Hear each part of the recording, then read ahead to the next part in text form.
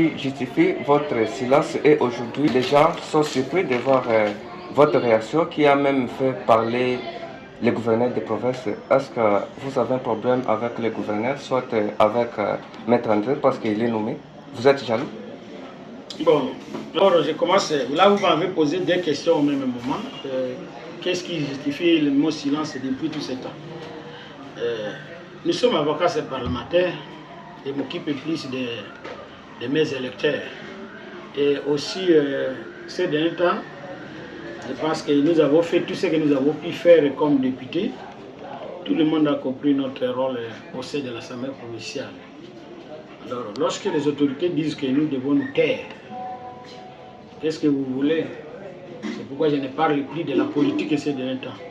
Si aujourd'hui j'ai pris l'option de parler, c'est dans le cadre scientifique. Ça n'a rien à voir avec la politique. Parce qu'il y a eu la nomination de Maître André, je suis jaloux, pas jaloux. Je ne peux pas d'abord être jaloux parce que c'est lui qu'on a nommé, c'est mon petit frère. André Massingandra, c'est mon frère à moi. Je n'ai jamais eu de problème contre lui. C'est un monsieur bon.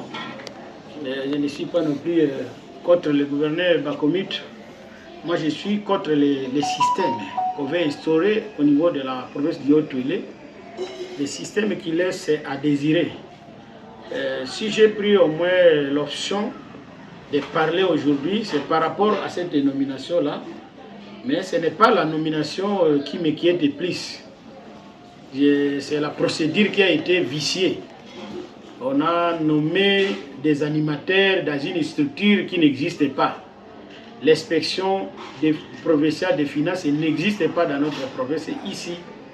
Parce que c'est un service nouveau qui ne pouvait pas apparaître comme ça. Alors, si j'ai pris la parole, c'est pour essayer d'aider le gouverneur à revenir sur sa décision de nomination-là et de chercher un autre poste pour le maître André, qui est son proche collaborateur de longue date. D'abord, si vous allez lire les articles 197 et 204 de la constitution de notre pays, vous allez comprendre que c'est nous, députés provinciaux, qui avons le rôle de légiférer au niveau de la province par voie de dit. Et si le gouverneur a une telle initiative, il doit faire ce qu'on appelle une proposition de dit. Il l'amène au niveau de l'Assemblée et ça va passer par un débat. On ne peut pas créer un service au niveau de la province sans délibérer au niveau de l'Assemblée. Et on ne peut pas créer, on dort, on se réveille un matin, on crée un service, non. Et on commence à nommer d'abord les animateurs. Ça c'est un texte légal. Aujourd'hui, ça prête déjà confusion parce qu'aujourd'hui, on nous parle d'un service provincial de finances. Alors que la même inspection des finances, là, il y en a au niveau de la DGRI. Le gouverneur n'a plus à créer notre service. Et si le gouverneur voulait que le maître André puisse faire le suivi, la police des finances, il devait les nommer justement comme directeur au niveau de la DGRI dans le cadre des finances. Là. Il y a une inspection déjà là-bas. Il y a des inspecteurs des finances au niveau de la DGRI. Ils peuvent entrer partout. Alors, parce qu'il y a un texte par rapport à ça. Et aujourd'hui, ça peut prêter confusion entre ce service-là et les services qu'il lui prétend avoir créés. Il y a aussi l'inspection générale des finances qui est à Kinshasa faisant la même chose. Alors, pour éviter les dérapages, il a fallu que le gouverneur puisse nous donner, nous députés, une proposition dédiée allant dans ce sens-là.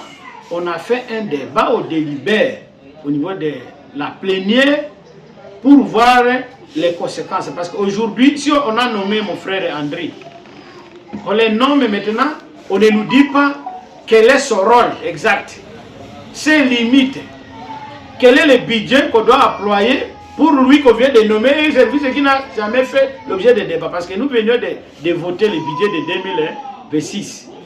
Ces services-là n'existent pas parmi les services qui doivent consommer le budget. Ce n'est pas quelque chose qu'on doit faire précipitamment. Même s'il a cette idée-là, il devait nous amener, on étudie comment on va d'abord intégrer aussi au budget peut-être de 2027 on crée proprement et lui, le gouverneur peut nommer. Nous ne sommes pas contre les nominations. Ceux qui parlent là-bas, ce sont des gens qui ne comprennent absolument rien. Ils passent et aider le gouverneur. Le vrai conseiller du gouverneur, c'est moi. Parce que lorsque moi je parle comme ça, le gouverneur aussi, c'est un juriste comme moi. Moi, je suis chercheur, un avocat chercheur. Je ne peux pas, on ne peut pas me confondre moi, avec tout le monde là. Les gens sont limités. Nous sommes en train d'avancer dans les raisonnements. Là où je suis, les vrais juristes vont me comprendre que c'est moi qui est la vérité. Aujourd'hui, il y a des gens qui sont là en train de m'insulter dans les réseaux sociaux parce que je suis en train de recadrer les gouverneurs. Vous savez, un gouverneur qui crée une inspection provinciale des finances par simple arrêté, sans édit préalable, il viole les articles 197 et 204 de la Constitution, ainsi que les articles 36 et 44 de la loi portant libre administration des provinces. Alors, lorsque le gouverneur viole la loi, nous sommes là pour contrôler le gouvernement. Lorsqu'on dit contrôler, c'est-à-dire nous contrôlons même les actes que le gouvernement provincial pose. Vous prenez un article, vous prenez un arrêté qui est contraire à la loi, nous sommes là pour vous contrôler. C'est ça le rôle que j'ai fait maintenant. J'agis ici comme un député provincial. Donc, le gouverneur doit revenir à la raison. S'il tient seulement sur ces projets, il doit proposer un projet, nous amener, nous allons examiner, on doit valider si nous estimons nécessaire. Ce n'est pas ici un débat politique, c'est un débat scientifique. Si quelqu'un peut me contredire par de la loi, pour me dire que non, le gouverneur peut créer tout ça, tout ça. On a évoqué l'article 28 de la loi portant libre administration des provinces. Cet article dit quoi? Cet article n'a rien à voir avec la création de services. D'abord, il n'y a pas un service qu'on appelle l'inspection provinciale des finances. Mais le gouvernement a nommé des animateurs sur base de quoi? Quel est le texte qui régit ce service-là? Il n'y en a pas. C'est nous qui devons lui donner les textes. Mais sur base de quoi on a nommé? Alors, tout ce que nous demandons au stade actuel, c'est que le gouverneur revienne à la raison, qu'il annule les séances et nous allons l'aider à améliorer la situation. Qu'il ne puisse pas se fier si ses collaborateurs, qu'il les pousse en erreur. Ça, c'est une erreur lorsqu'on soutient le gouverneur dans les mal. Le gouverneur doit considérer nul son arrêté ici et refaire les choses proprement. Parce qu'il y a déjà une inspection des finances au niveau de la DGRI.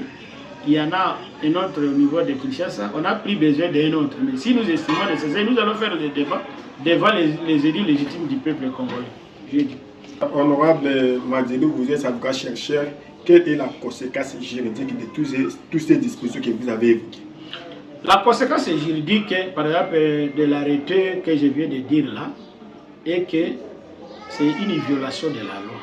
Il viole la loi. Lorsque quelqu'un viole la loi, c'est l'inopposabilité de l'acte. Ça, c'est comme une fraude.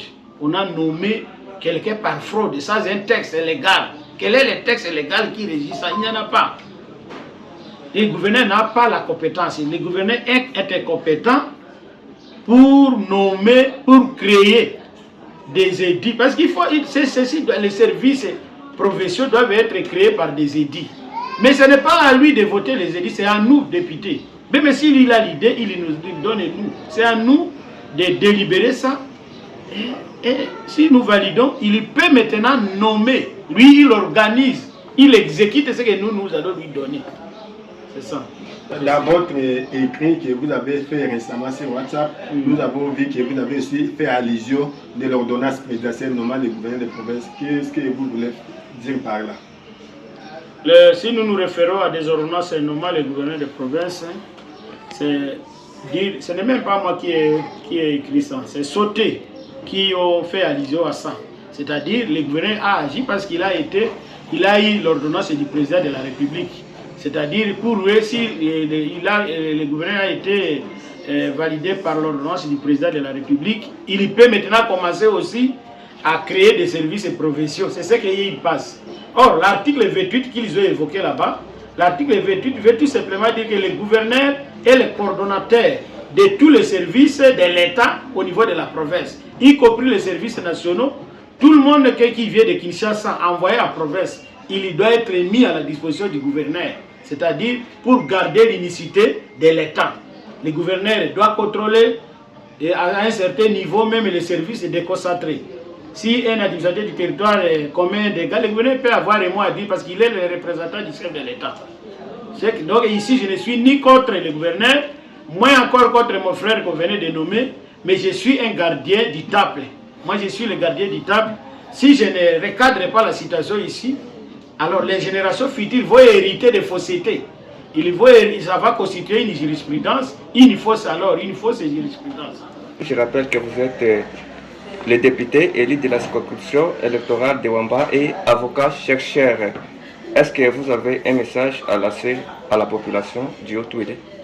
Le message que je peux lancer à la population du Haut-Touélé, c'est que ici, j'ai tenu cette parole aujourd'hui, pas dans le cadre politique, mais dans le cadre scientifique. Je dois seulement lancer plus le message au gouverneur de province pour dire qu'il doit revenir sur sa décision, parce que c'est une décision illégale qui ne cadre pas avec la loi.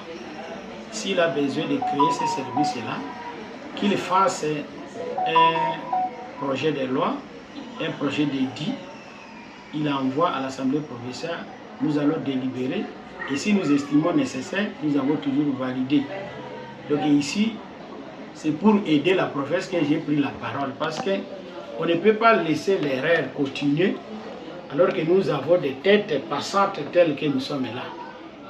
C'est ça le message que je peux passer à la population. Honorable et avocat chercheur, nous vous remercions. Merci beaucoup.